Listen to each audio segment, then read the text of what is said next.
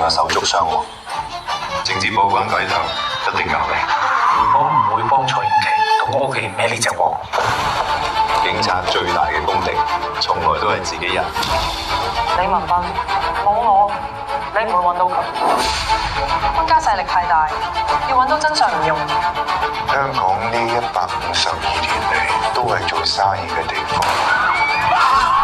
明嗎？政治部唔立即放你上，我全部人唔撈。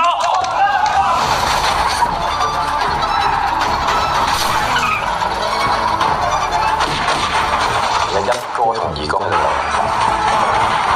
無論邊個贏，偏偏都一定贏唔晒嘅。